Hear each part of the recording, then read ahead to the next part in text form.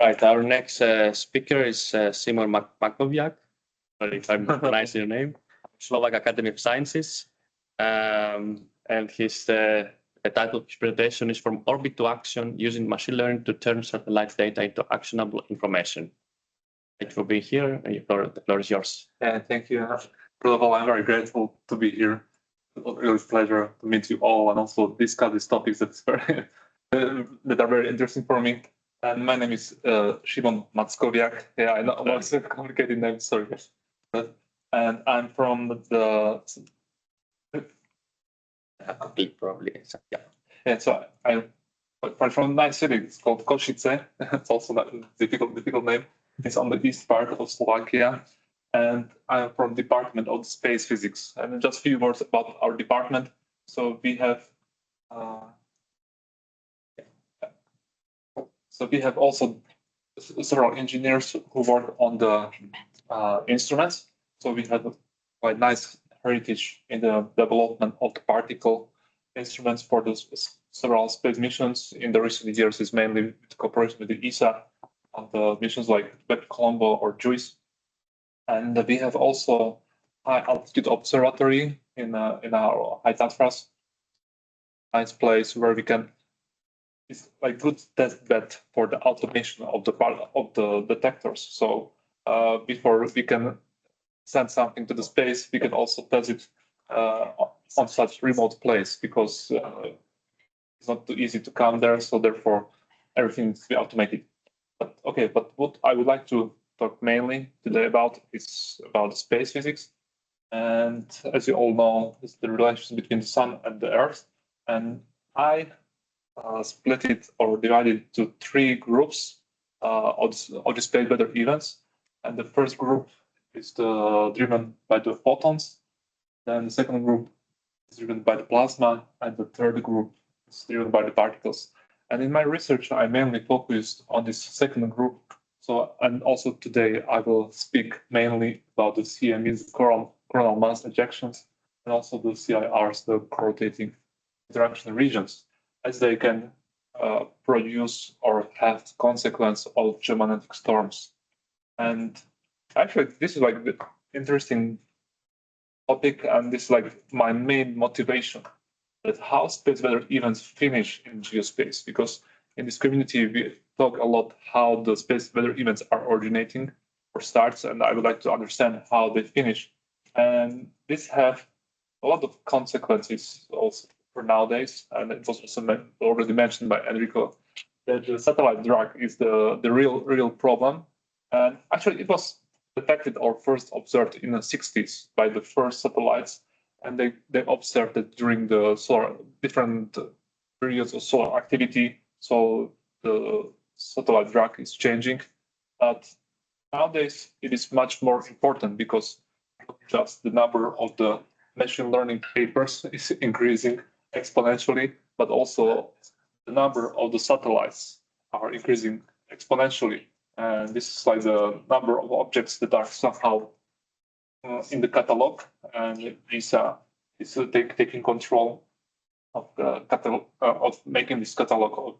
And you can see this over 40,000 objects that are in this catalog. And the thing is that during geomagnetic storm, the main process is that when the particles from the magnetosphere are participating to the aurora oval, the thermosphere is temperature in the thermosphere is increasing, so it's heated, and therefore the atmosphere is expanding, and then this increase the density and create the satellite drag. So therefore, it is important to try to detect and predict when such events can occur. And we can say, okay, so we are now in the workshop called Smart Orbits. So it would be very nice to have like very smart instruments on the orbit that can automatically detect such events and make the proper action. But I think that this pipeline from the orbit to action is maybe longer than we expected, and we need to take care on each step. So if you consider it like the pipeline that in the beginning, we have space phenomena. For example, we have the plasma or CME. It's coming from the sun to the Earth. Okay, so then we need to detect this plasma. So we use some instruments to get the data, but data itself are not enough. So we need to transform this data to information that provide us the information that is needed somehow to perform an action. And actually, this step from space phenomena to data is already very well done. So a lot of satellites already worked in the automatic regimes, so they can gather the data very effectively, so they are reliable. So I think it's very nice done. But what I would like to focus also during this presentation, and also I think that this is our main goal, to transform this data to information by machine learning, because basically the scientists in their analysis, they try to extract this information from the data, but we would like to do it somehow automatically or even autonomous.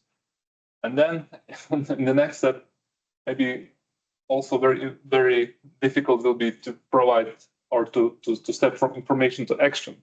Because even nowadays, for example, if there like last year when there was this Mother's Day storm, so everybody knows that it's something big, but what action needs to be done, like to prevent all these like damages or the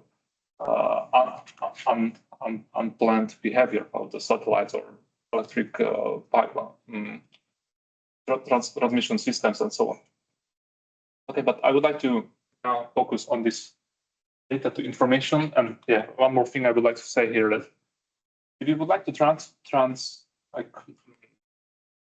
the space phenomena to data, so you need the satellite, and it requires a lot of people to create the satellites, to develop all the hardware, software operates, and so on and so on. And I think that also this transformation from data to information is also not easy. Yeah, so it also requires a lot of effort, a lot of engineers and scientists.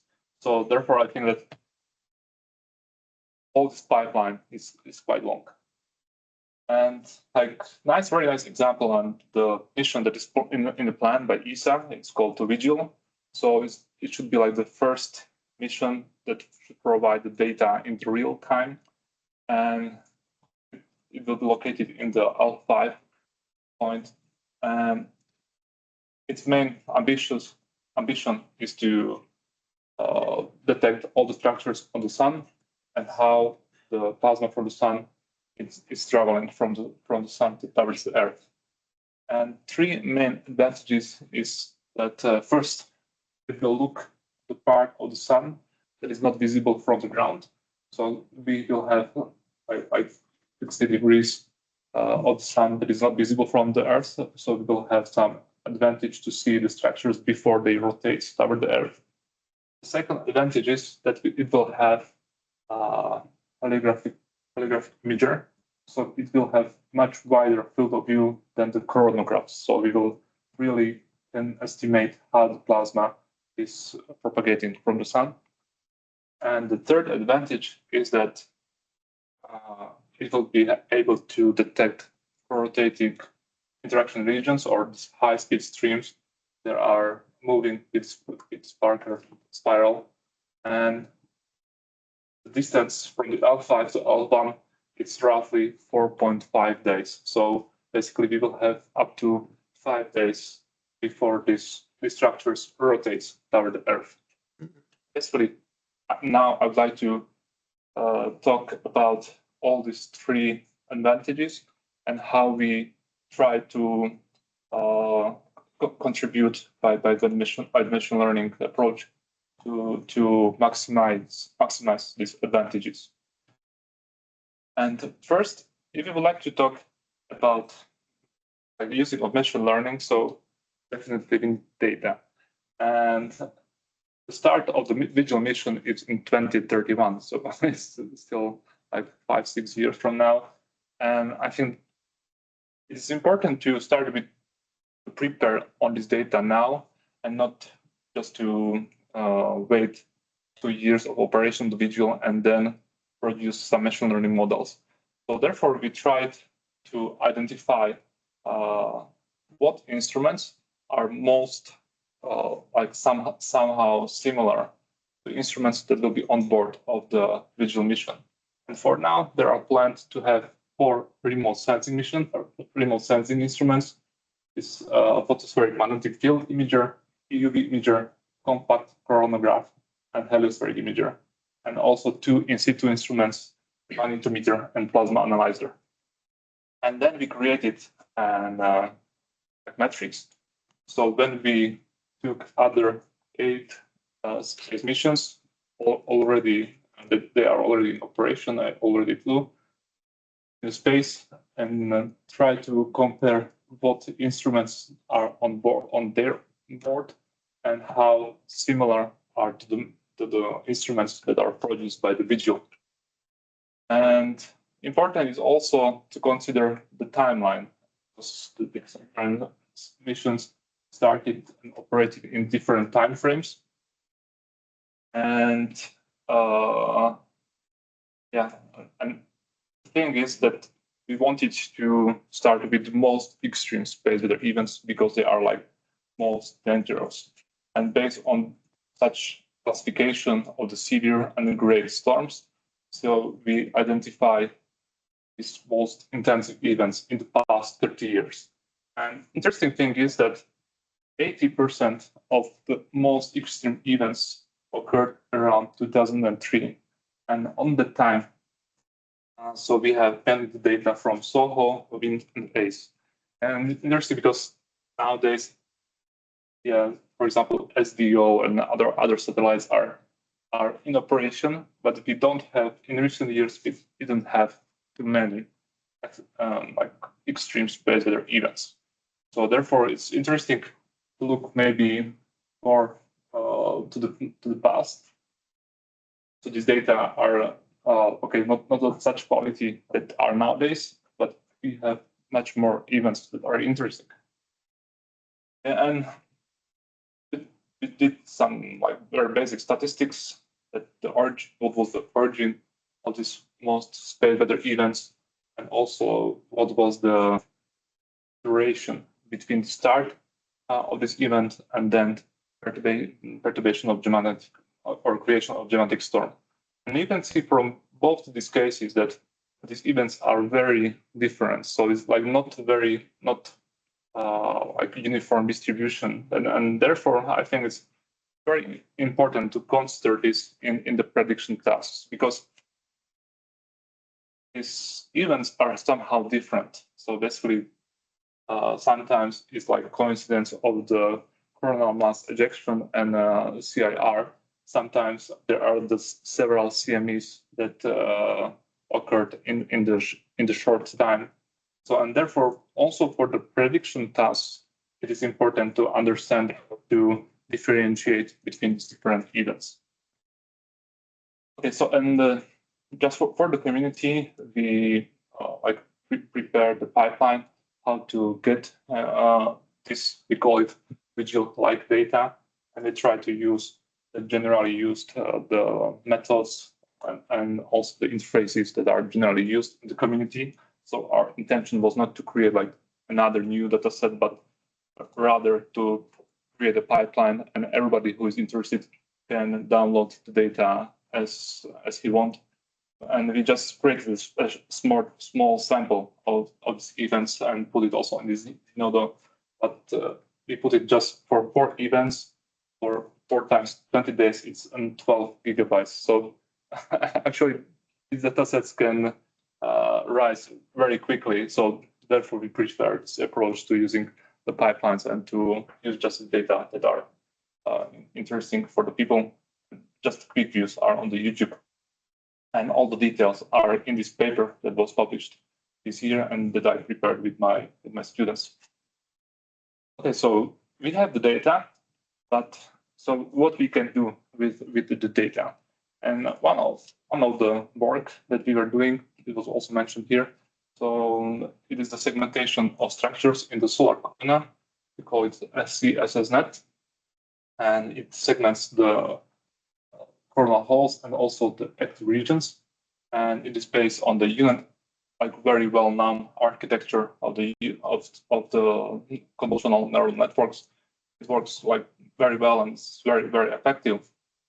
Basically, you have the image on the input, you have some run-through mask, and you can train the model to predict where the location of the mask, and it's just the overlay to see how good this prediction is on the input image. And here we can see some statistics, and this is the dice score for 1 year, and here is calculated area of the solar disk covered by the coronal hole. And what we have observed that many times the prediction is even better than the ground truth. And basically, this is the main problem in this whole topic, that we have like different algorithms to provide segmentations, and okay, we can somehow compare the metrics like dice or intersection over union, but it's very difficult to quantify these different methods because there is like no common baseline or benchmark how we can quantify our models. And yeah, we presented this SDSNet in this paper, and also the code is available. But what we did in the recent years, so we tried to survive or to review also other models and approaches for segmentations of solar disk. And you can see there is quite a very long list that is already existed. Our model is here, and so you can see what type of the event, if this is the deep learning or not, because also there are still methods that are very effective but not using deep learning, and what type of the image wavelength are using, and so on. And an interesting paper is also the community dataset for coronal holes by Rice et al. 2024, and they created like the 29 events or images that can be compared by the different such segmentation techniques. And here you can see the results. So our SSNet based on the unit is like in this purple box, and this list differs in the by which characteristic they are sorted. And here they are sorted by the true positive rays, and here are sorted by false positive rays. And this is interesting because, for example, you can see that this model is somehow very good, have a very high number of true positive rays, but also very high number of false positive rays. So it means that basically this model segment everything. So, and it's very important to understand what we can use our model. So basically, we need to find trade-off. Okay, so I need to segment the specific structures, but I don't want to segment anything else that is somehow not what is my goal.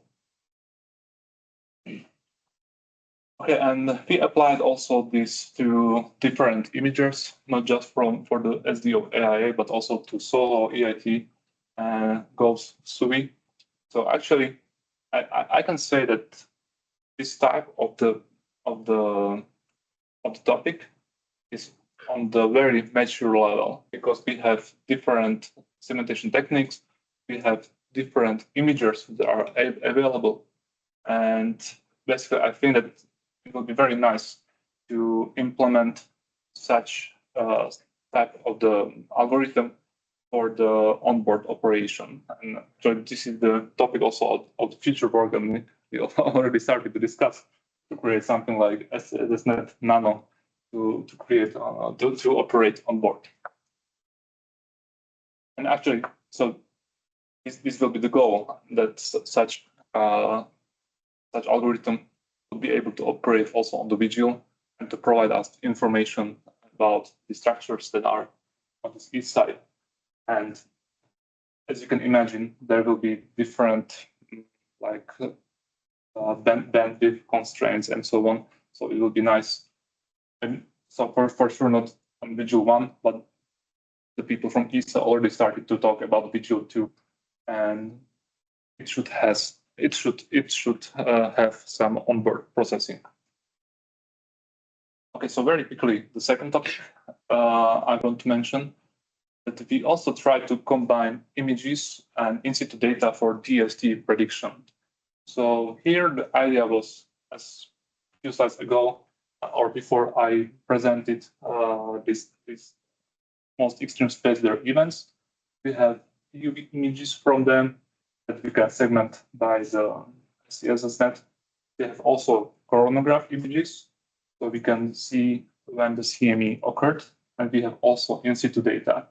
And our intention was that how we can combine images and in situ data and to predict the geomagnetic storm. So basically the DST decreases. And for the coronagraphs, we used very simple or straightforward approach. So we just split the image to 4 quadrants, and we detect if there was change in each quadrant. And if there was a change, we can see the number of changed pixels. For example, this for this one specific event, and days later, you can see the decrease of the DST. So the idea was that how we can put all these informations that are in the different time scales to one model and to predict the DST values.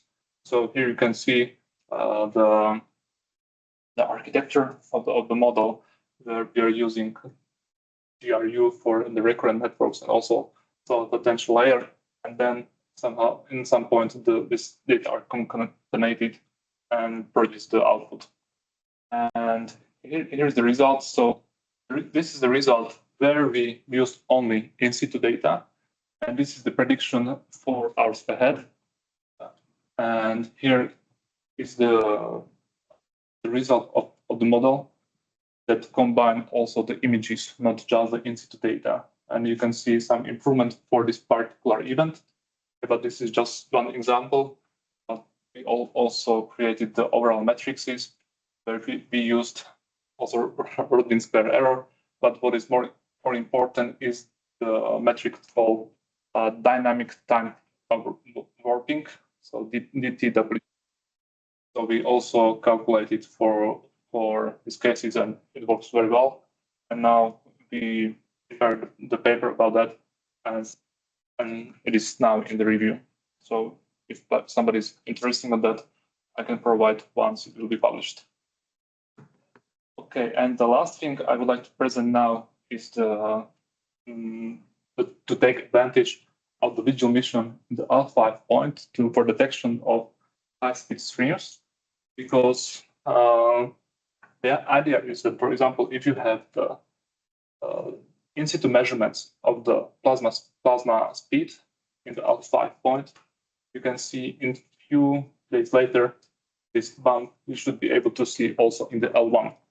And actually, there were several cases in the past, especially in 2020, when Stereo A mission was in L5 point, and we also for sure have data from the L1.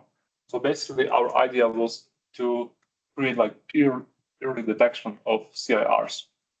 And so we use different catalogs of the solar wind, also improve it by our own classification to recognize what is a high-speed stream, what is the CME, and so on. And here are some first results that we obtained for such type of classification. But what we learned here that it's really challenging to make the proper classification, because the ground truth is very difficult to create a ground truth of the proper classification of solar wind. And therefore, what I would like to conclude this presentation is that if you consider this whole process as this pipeline, that we have space phenomena, data, information, action. So actually, from the same data, we can have different information, and this information can lead to different actions. So I think it's very important to understand what is the action that we would like to have in the end. And based on that, we can set up the whole methodology for proper usage of machine learning method and so on. Yeah, let's keep this one. And this is the summary that Visual will provide real-time data, but I think still a lot of work needs to be done to provide also real-time information and real-time action. And I presented these 3 topics for solar corona: structure segmentation, DST prediction by combining images and in situ data, and early detection of CIRs. That's all. Thank you very much.